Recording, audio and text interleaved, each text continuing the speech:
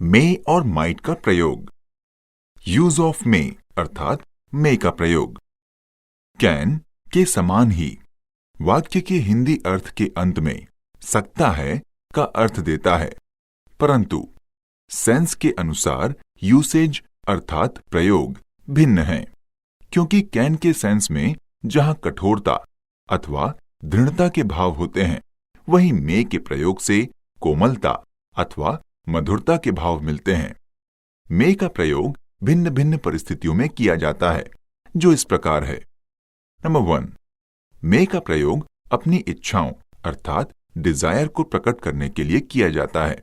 इस प्रकार के बनने वाले वाक्य प्रायः ऑप्टेटिव सेंटेंस अर्थात इच्छा सूचक वाक्य के रूप में होते हैं, जैसे मे यू लिव लॉन्ग अर्थात तुम्हारी आयु लंबी हो। May God prosper your life अर्थात ईश्वर आपका जीवन खुशहाल बनाए। नोट, यहां यह ध्यान रखें कि इस प्रकार का वाक्य प्रायः अपने सामने वाले व्यक्तियों के लिए यूज किया जाता है, अतः इनका कर्ता अर्थात सब्जेक्ट सदैव यू ही होता है, अथवा जब गॉड अर्थात ईश्वर का संबोधन हो तो ऑब्जेक्ट यू के रूप में होता है। नंबर 2, मे का प्रयोग किसी से निवेदन या प्रार्थना करने अथवा अनुमति लेने के लिए भी किया जाता है, जो कैन की अपेक्षा अधिक विनम्र भाव देता है, जैसे मे आई गो होम सर अर्थात क्या मैं घर जा सकता हूं महोदय। मे आई यूज योर बाइक प्लीज अर्थात क्या मैं आपकी बाइक का उपयोग कर सकता हूं महोदय। नंबर 3, मे का प्रयोग विनम्र आदेश में भी किया जाता है, जैसे यू मे हेल्प मी अर्थात आप मेरी मदद कर सकते हैं। You may use my bike अर्थात तुम मेरी बाइक का उपयोग कर सकते हो। नंबर 4, मे का यूज अर्थात उपयोग संभावना प्रकट करने में भी किया जाता है, जो कैन की अपेक्षा अधिक उपयुक्त होता है, जैसे शी मे रिटर्न सून अर्थात वो शीघ्र लौट सकती है। इट मे रेन टुडे अर्थात आज वर्षा हो सकती है। वी मे बी लेट अर्थात हम सबको देर हो सकती है। नोट, यहां यह ध्यान रखना है कि जब किसी संभावना के सेंस को देने वाले वाक्य में मे के साथ कोई फाइनाइट वर्ब रखा जाता है तो वो सदैव फर्स्ट फॉर्म में होगा, परंतु यदि कोई नाउन या एडजेक्टिव या एडवर्ब जैसे शब्द रखे जाते हैं तो मे के बाद बी शब्द का प्रयोग किया जाता है, जैसे ही मे बी एन इंजीनियर अर्थात वो एक इंजीनियर हो सकता है। यहां वाक्य में एन इंजीनियर के पहले बी का प्रयोग हुआ है, जो संभावना प्रकट कर रहा है। इसी प्रकार she may pass this year अर्थात वो इस वर्ष पास हो सकती है। यहां वाक्य में मे के बाद फाइनाइट वर्ब अर्थात पूर्ण क्रिया पास का प्रयोग किया गया है, जो स्वयं में ही होना का अर्थ दे रही है, अतः इनके साथ बी का प्रयोग नहीं होगा।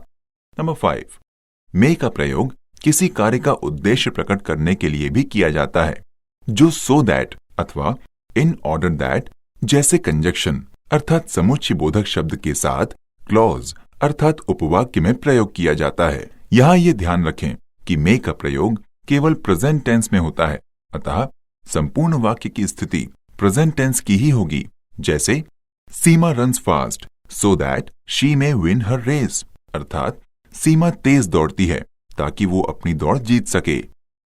यूज ऑफ माइट अर्थात माइट का प्रयोग। नंबर 1, मे का पास्ट फॉर्म माइट होता है, जो किसी इनडायरेक्ट स्पीच में मे के स्थान पर यूज किया जाता है, जैसे Seema said that she might be genius अर्थात सीमा ने कहा कि वो प्रतिभाशाली हो सकती थी। यहां याद रखें कि मे से इच्छाओं को व्यक्त करने वाला वाक्य बनाया जाता है, परंतु माइट से किसी प्रकार के इच्छा सूचक वाक्य को नहीं बनाया जा सकता है। नंबर 2, माइट का प्रयोग संभावना प्रकट करने में किया जाता है, जैसे शी माइट बी लेजी यानी वो आलसी हो सकती थी। The स्ट्रोम might be long last अर्थात तूफान दीर्घकालिक हो सकता था। नंबर 3, मे की अपेक्षा माइट अत्यधिक विनम्रता के सेंस को रखता है, अतः प्रेजेंट टेंस में इससे विनम्र निवेदन करने वाले वाक्य भी बनाए जा सकते हैं, जैसे you might solve my problems अर्थात आप मेरी समस्याओं को हल कर सकते थे। Might I take a cup of tea अर्थात क्या मैं एक कप चाय ले सकता हूं। Might you give me your pen अर्थात क्या आप मुझे अपनी कलम दे सकते हैं। नोट: ध्यान रखना है कि ऊपर के दोनों वाक्यों में माइट के स्थान पर वुड या कुड का भी प्रयोग किया जा सकता है और अर्थ तथा भाव में कोई परिवर्तन नहीं आएगा। नंबर 4, माइट से पास्ट टेंस में किसी कार्य का उद्देश्य भी प्रकट किया जा सकता है, जो मे की तरह सो दैट अथवा इन ऑर्डर दैट जैसे कंजक्शन अर्थात समुच्चय बोधक शब्द के साथ प्रयुक्त होता है।